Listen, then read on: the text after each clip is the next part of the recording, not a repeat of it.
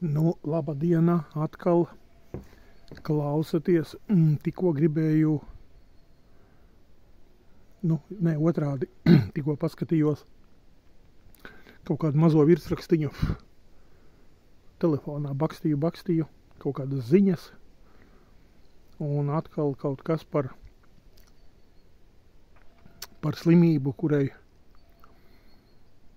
beigās ir cipars 19. Un kaut kādi tur, gan jau, kad būs vēl kādi video, es taisīšu, bet tagad uz ātro tikai gribēju uzrakstīt un pateikt, kad, skaidrs,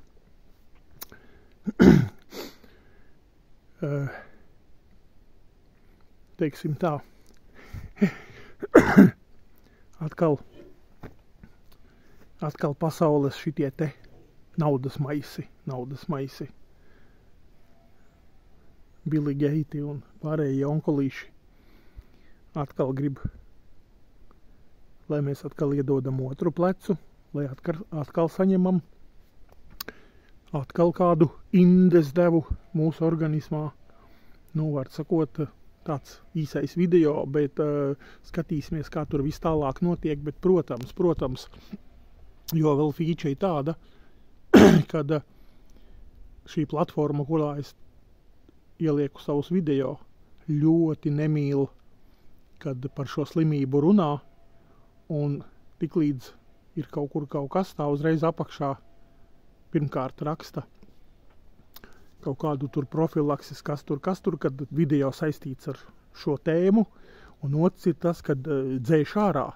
Man jau kanālā Darbnīca, otrā manā kanālā, ja manā galvenajā kanālā ir izdzēsuši, es domāju, vismaz 2 video, un tur brīdinājumi bija, un ziepes bija lielas man no viņiem, kad es maldinošu informāciju, blā.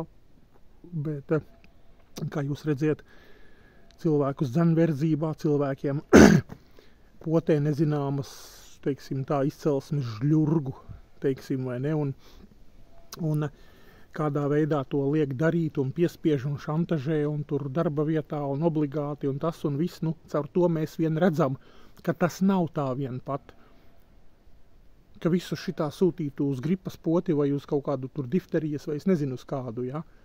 Bet par šo poti, redziet, kā viņi cīnās.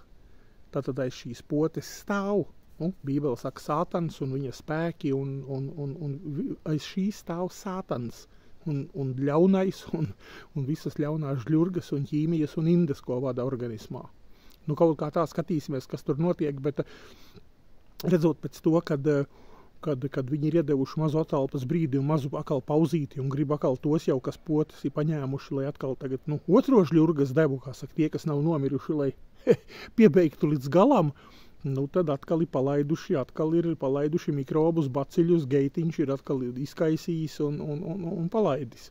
Tā kā gaidīsim jaunas ziņas, lasīsim presē, kas tur notiek, bet Sātans dara savu un neatlaižās un neatlaidīgi caur saviem cilvēkiem bīda šīs lietas.